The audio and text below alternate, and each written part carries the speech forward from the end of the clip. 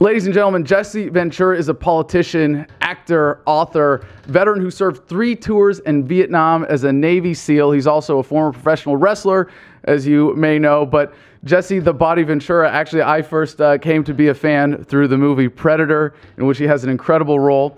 He was more important than any of this, however, the 38th governor of Minnesota from 1999 to 2003.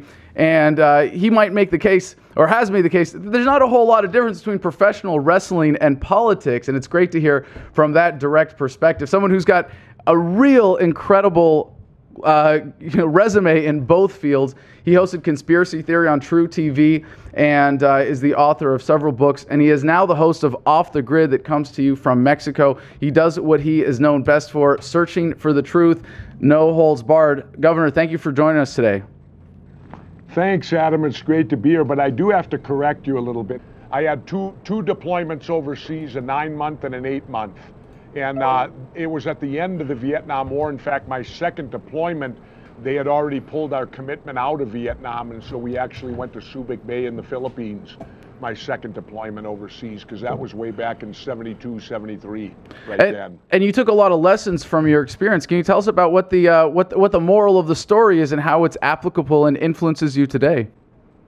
Well, I think what I took back from my experience during the Vietnam era of time was that we were involved in another useless war that couldn't be won, that there was nothing the military could do to be able to really declare victory.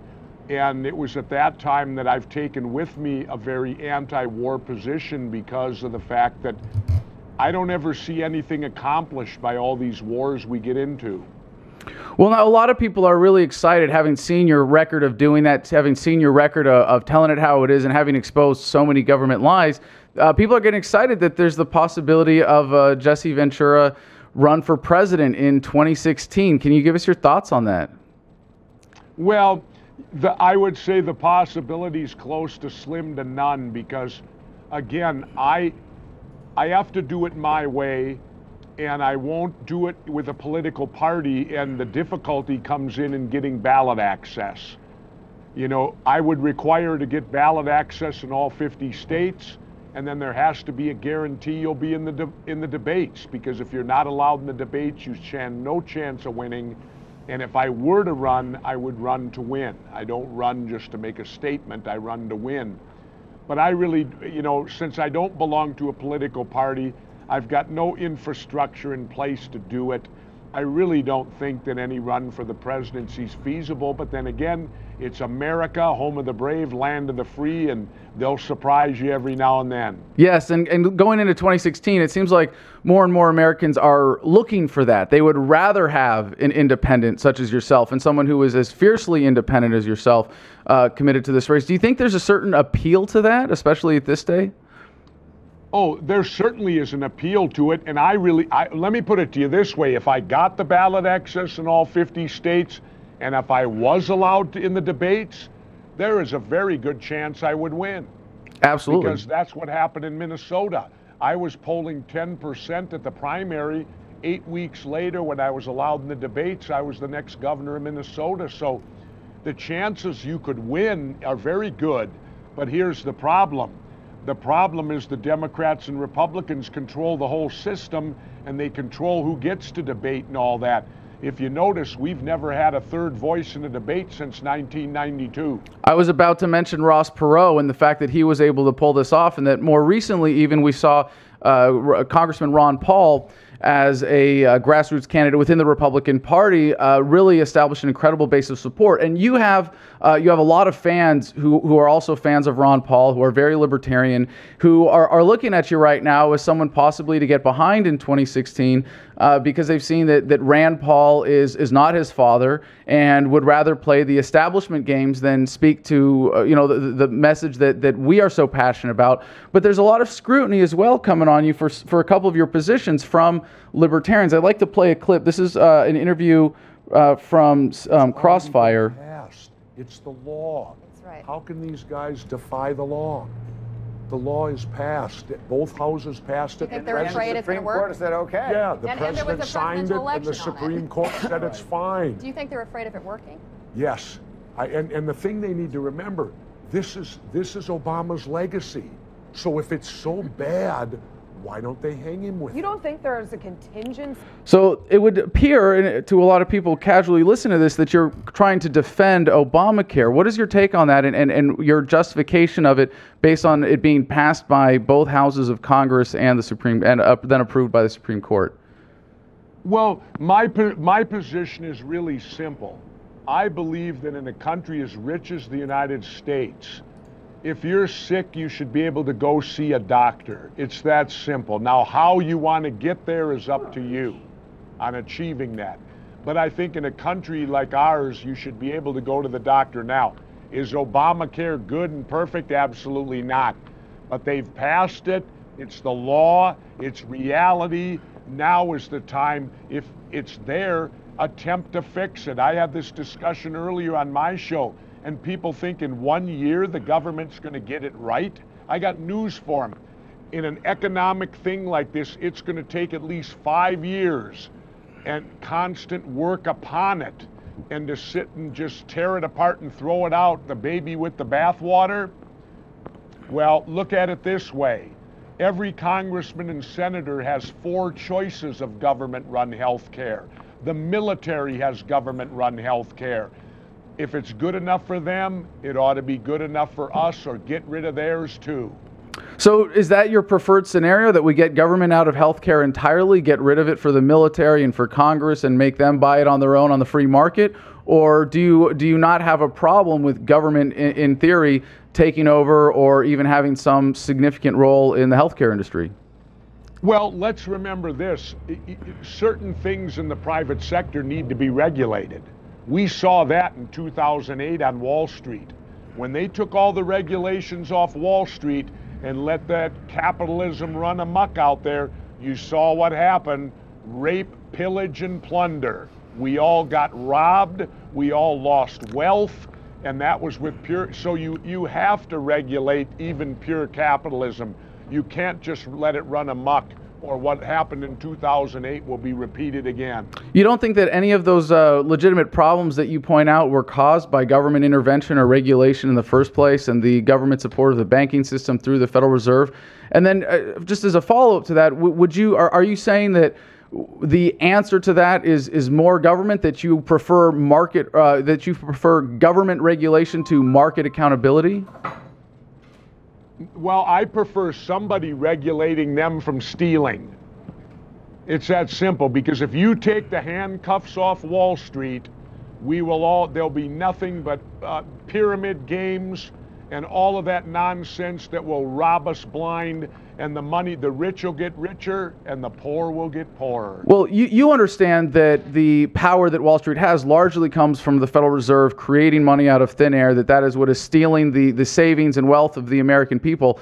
Why would you then turn to the group that is government, that is responsible for this massive theft that steals from us and through the IRS, and ask them to tell them to regulate Wall Street?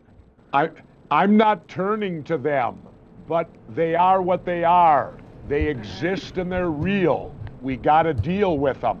Now, are they the best thing available?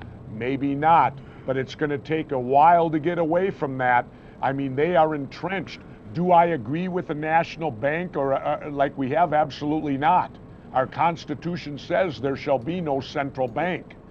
And until we can't just literally, they're too entrenched to destroy the central bank. We have to erode away from them and create independence from them the same way we got dependent upon them.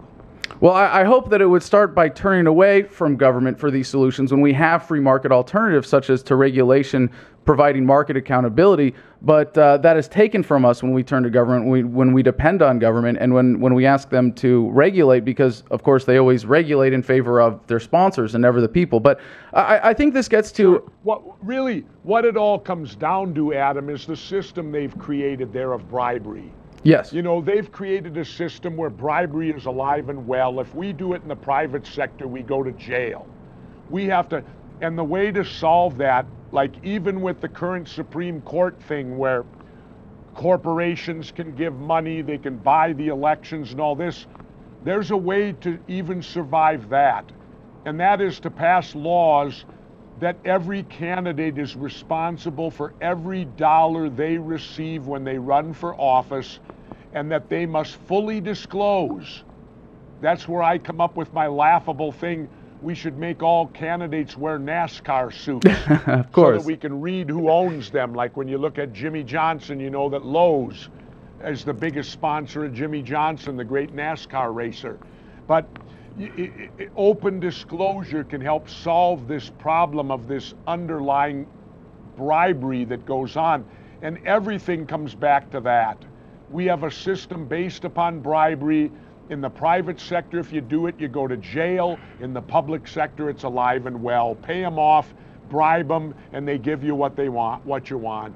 All right, Jesse, I really appreciate being able to get into these issues with you. And speaking to someone who is as frank as you are is always refreshing. But there was a question that you were asked on your show that this is from Aura.tv, where you have your producer Ricardo asking you the question, Ron Paul, Adam Kokesh, libertarianism. Say it isn't so, Jesse. I've been listening to you for years, but didn't think you were sympathetic Jesse, I've been listening to you for years, but didn't think you were sympathetic to libertarians. You do realize that anarchy, as a libertarians advocate, would result in a wet I like libertarians. I'm a libertarian myself. I just say that I'm a small L libertarian, not a capital L, because some libertarians I've met truly almost believe in anarchism, that there'll be no government whatsoever. There's no public ownership of anything. And I realize in a civilized society, you must have government to a certain level to make it work. And so I like to refer to myself as a libertarian small L. I have great libertarian traditions of smaller government.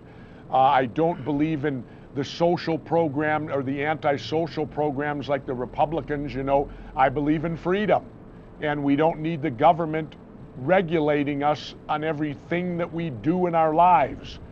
Government should have a role, but it needs to reduce its role drastically to what it is today. Well, I think it's a very important distinction. Libertarian with a small L, meaning that you believe in freedom as a belief system rather than with a big L as in belonging to a party or any particular doctrine. But I have to ask you then, how do you define freedom and how do you define government? Well, how do I define freedom and government? Freedom is freedom to be able to do most everything you want to do as long as you don't inflict upon someone else. Okay. As long as your freedom doesn't cross over and infringe upon somebody else's freedom. Right. That's where we need government. That's where government comes into the equation. When one person's freedom inflicts upon another person's, then we have to have some mechanism to decide who's inflicting upon who. Okay. But so I guess that's the simplest way I can answer the difference between, libertarian and government and all of that. No, that's a very important distinction. But the way that you define government as that which steps in at that point of conflict, it doesn't really sum it up. I mean, a government is a territorial monopoly that within that territory claims a monopoly on the initiation of force, and as you point out, is essential in settling disputes. But if you believe in the market, if you believe in freedom, then the existence of that government founded on taxation is fundamentally incompatible with your definition of freedom. So I have to ask then, is taxation theft?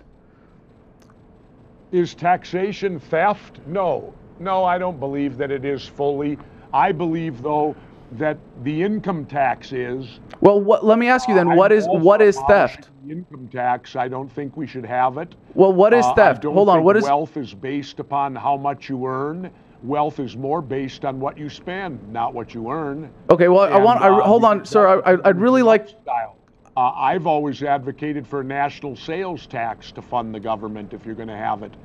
Because then it's going to be the same rate for everybody that buys in. When you buy something, you pay a certain sales tax that helps to operate the government.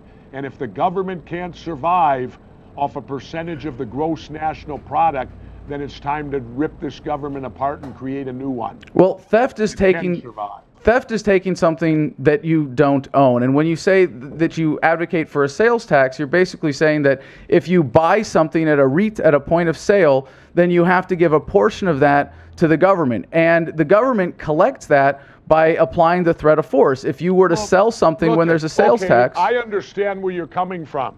I guess if you want to have no government, then good luck, because you're going to have chaos, I believe. I think what we have is chaos because of government. That we can have life in a civilized society without some form of government.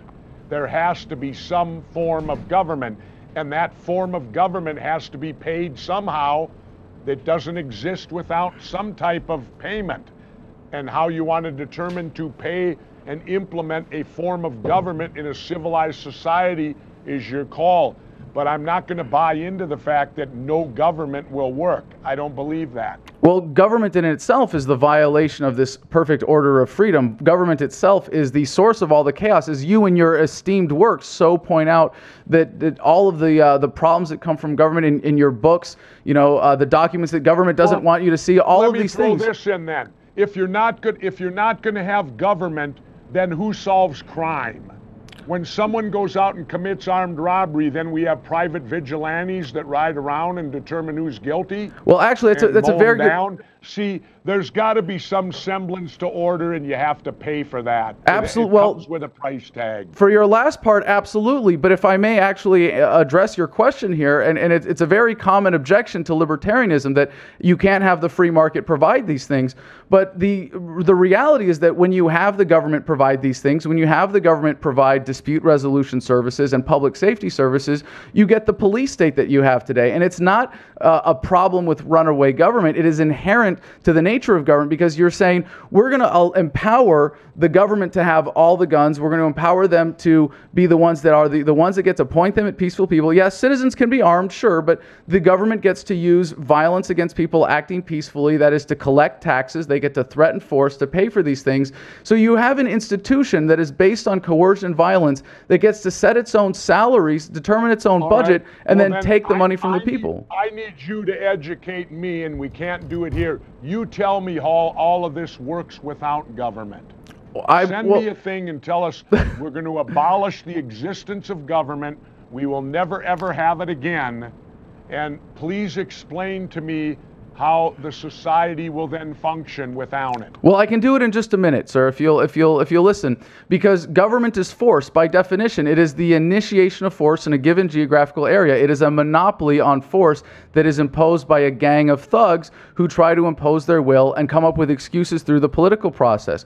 When you're really libertarian, if you really believe in freedom and you understand, as you define it, sir, that freedom is based on respect for the rights of others, that it is essentially universal nonviolence, a universally nonviolent society is the definition of a free society. And if you impose an organization based on violating that, namely government, you end up with all of the predictable consequences that we have today. And it might be at present that we can't see how we are going to solve these problems of providing for the public safety or building roads without coercion. So by getting rid of the government, everyone will stay in line and everyone will behave.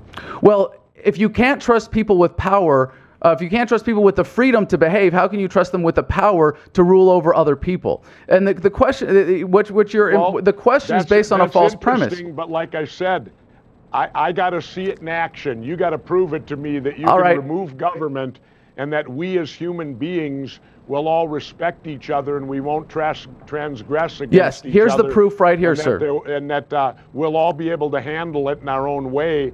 I would love to see that. I would love to see an example of it.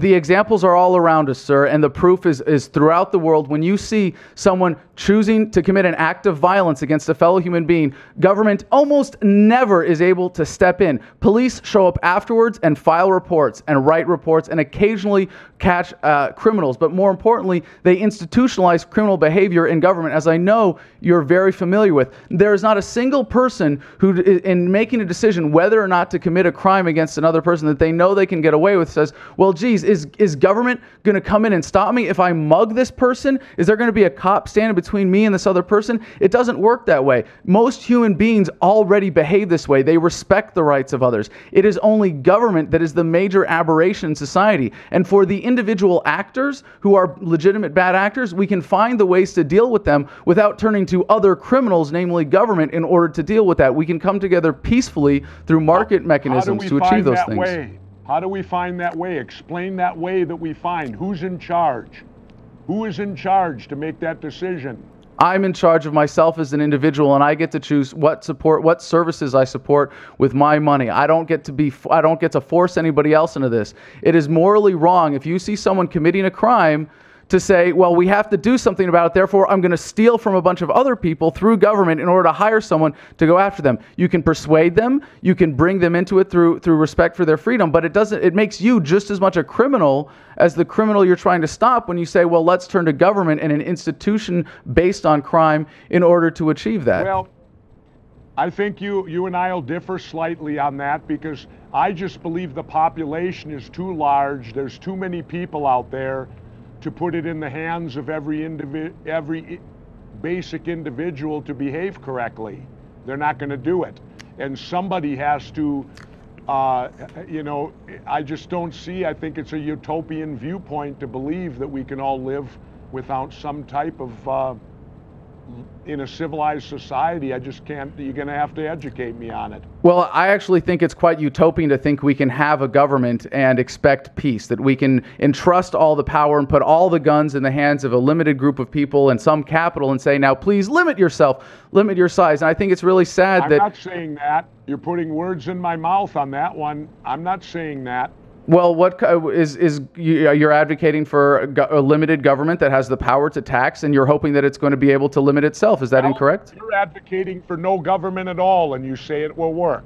There will be no government. We will all just make up our own minds and do our own collective thinking, and we'll all work out our own problems. Hey, if you can do it, that's wonderful. Good luck. Well, I think if anything, we see how government is exactly not working. And it's really sad that a lot of people have been convinced that human nature is so bad that we need government, that we've been convinced to be so afraid of each other that we need this institution. I would hope, especially someone with your background and your vast body of knowledge and your incredible experience, would be able to see that this is just another piece of government propaganda to say that you're dependent on them. And it's exactly the same as Obamacare or with any other government service. Government says, if it wasn't for us, you couldn't do this, you couldn't build the roads. And people say, well, we need government, and then we accept all the consequences. I'm not dependent on anyone. But again, like when I was governor of Minnesota and I started talking about transportation issues, the libertarians booed me.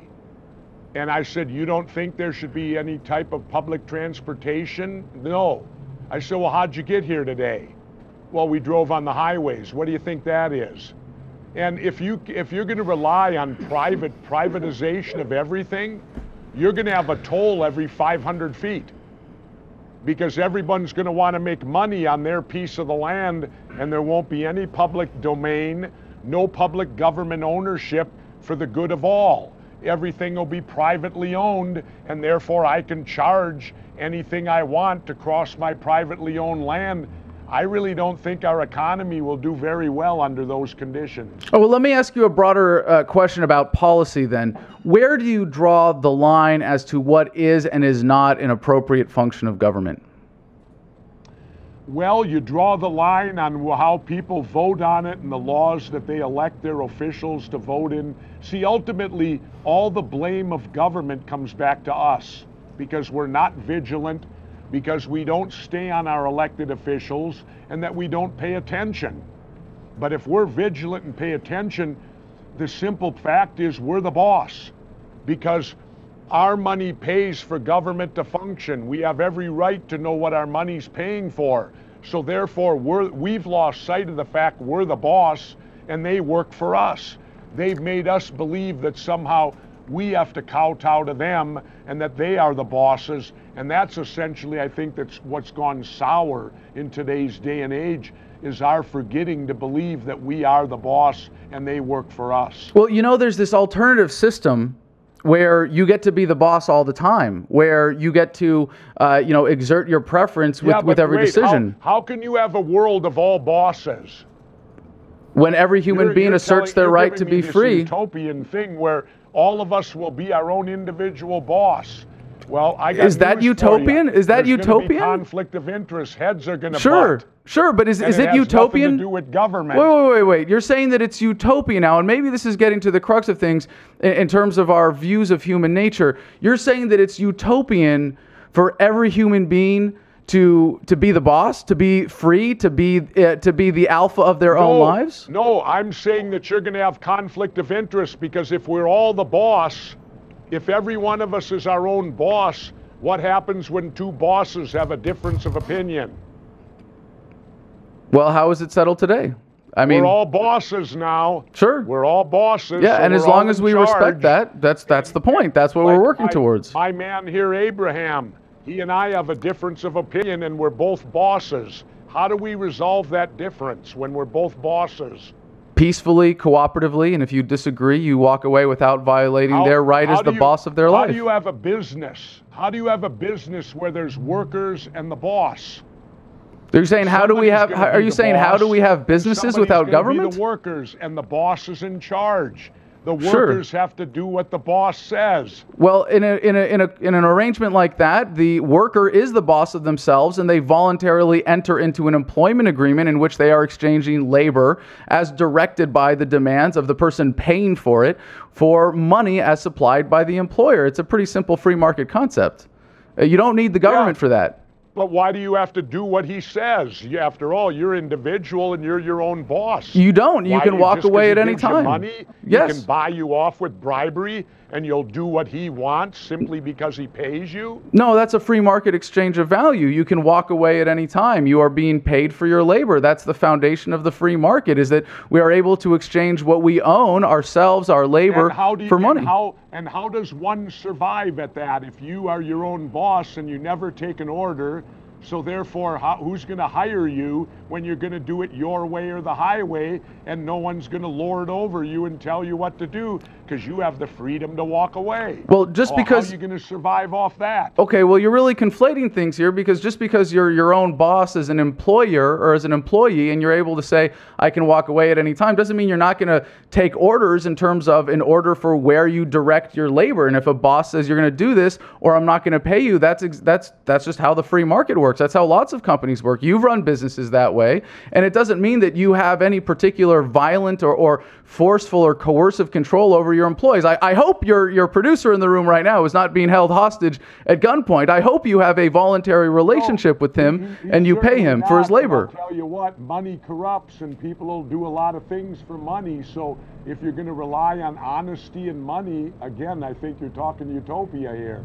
Well, honesty and money, yes, very important issues for government that it clearly subverts. So you think it's utopian to actually respect the fact that everybody can be a free, beautiful, independent human being? You put a lot of words in my mouth. Well, I'm asking, sir. I understand what I live in on a day-to-day basis, and I'm realistic about it. And I understand, having been in government, that getting them to change takes years sometimes because it's so big and so bureaucratic, and there's so many of us. And to simply say, okay, we're throwing government out now, there won't be any government left in the world today, and everyone's their own boss and you can do what you please. I gotta wait. Can I sit back somewhere and watch all this come to fruition and just observe it all and see how it all comes out? Well, actually, sir, I think it's already happening, and in a large part thanks to you and your incredible work of waking people up to the nature of government. A lot of people have realized that relationships based on peaceful cooperation, as you describe in your definition of freedom, are superior to ones based on coercion, and that we should, by moral principle. But that's going to take a long time, isn't it, to wean ourselves off government? Absolutely. We can't do it years. in a week or a month. No, years. I believe it would take several years at least. Dozens of years to work in that direction. Otherwise, it'll be like shock treatment. Everyone's in charge of themselves, and there's no police anymore. And there's nobody, because we're all going to obey and do what's right for society. I just don't buy into that right now because I don't think we're capable of it. Well, I'm sorry, sir. As much as I respect your work, it is hard to hear you make a statement that is seems to be based on the premise that the police force or government police forces actually prevent crimes or have an effect for that more than they commit them. I have not said that at all. Please do not put words in my mouth. I haven't said that. I've just said that in order to change a society that's been in place for thousands of years, which is called government, and you're going to eliminate government, that's not going to happen overnight. It's taken thousands of years to get where it's at, and to destruct it that quickly overnight and expect human nature to survive and do it the right way. Well, like I said, I got to sit back and don't put words in my mouth, sir, and absolutely. say, oh, Jesse Ventura's betrayed the cause. Well, no, I appreciate that, but in a civilized society, there has to be some form of organization that oversees it. Well, because sir, if you leave it all to us, it's whoever's got the biggest handgun's going to be in charge. Well, I appreciate your correction there, but I could say the same thing, that you seem to have presumed something about my position in advocating for an immediate transition. No, this is an ideal to be strived for, but the more people wake up to this, the more people accept your definition of freedom, the more likely we are to see this a transition to reach this critical mass. And I want to commend you for helping people wake up to this. I would just hope that you would really consider these issues in terms of what is government, what is the free market, and what is the possibility of people taking the lessons learned from your incredible work to realize true freedom, in which we are all respected, as you say, as bosses, but as the alphas of our own lives, as free, beautiful, independent human beings, and have our rights respected in society, and then we can build a society based on those values. I really appreciate the conversation, and I wish we had more time today, and I love being able to have a conversation with someone of your credibility and your experience, and I in the last time we spoke, we talked about our similar combat experience, although I should say mine is really insignificant compared to yours. And I'm very grateful that there are people like you in this fight now who have that same military experience and bring it to a more important fight against government. And let me add, I'm behind you 100%. I just think it's got to be taken. You're talking with people that have been entrenched in a system for a long, long time. And in order to move that system the way we got to do it, everyone wishes you could do it quick, but it's going to take a long, long time to succeed. But keep up the good work, man. That's what makes America great, is we can exchange ideas and work for the betterment of all of us. I'm all for less government, but I just believe that the way you get less government will have to be a bit slower, because I don't think the people of the United States are capable of it, of doing it that quickly, that you're going to have to do it, excuse the term, a little bit in baby steps, in my opinion, on certain aspects of it. Well, maybe we're closer than it may seem, but I definitely appreciate that. I appreciate the conversation. If you would take a minute, sir, tell us about what you're working on now. What's the status with Off the Grid, and why are you in Mexico? Well, I'm down here because I hate cold weather. To be perfectly honest, I'm born and raised in Minneapolis, Minnesota, and I was a high school swimmer, so I never did anything in the winter. I despise snow. I don't like cold weather, so that's why I live here. We're doing Off the Grid. Of course, it's on every Tuesday through Friday on Aura.tv at 3 p.m. Eastern. It's my dream job because I get to sound off on anything that I want with no, as you say, no FCC regulations on this one, baby. There's no government sitting over me. And I agree, we agree more than we disagree by far. Absolutely.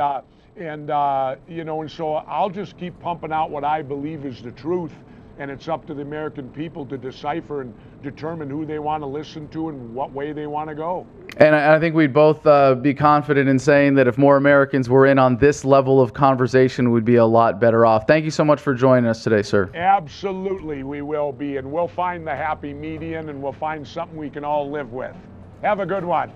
Ricardo from Alameda, California says, Ron Paul, Adam Kokesh, libertarianism? Say it isn't so, Jesse. I've been listening to you for years, but didn't think you were sympathetic to libertarians. You do realize that anarchy, as a libertarians advocate, would result in a wet dream scenario for corporatocracy, right? Where do you stand on libertarianism, Jesse? Please don't break my heart. Well, I'm not going to break your heart. I'm going to tell you the truth. Libertarianism means liberal. I don't know where everybody got this thought that being a libertarian means you're a conservative, because you're not. Libertarian simply means I'm fiscally conservative and I'm socially liberal. When it comes to government and the spending of money in government, I'm fiscally conservative. I want small government, I want efficient government, and I want it like that. On the social issues, I'm as liberal as you can get. I don't care, gay marriage is fine, end the war on drugs, but no, I'm not for anarchy. There is a role for government. Our government takes too big of a role in our lives, and we need to accept some of that responsibility ourselves.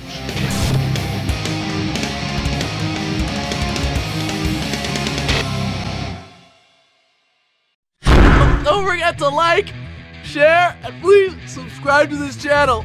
You, as a free, beautiful, independent human being with inalienable rights, own yourself. You can't expose yourself. I saw you.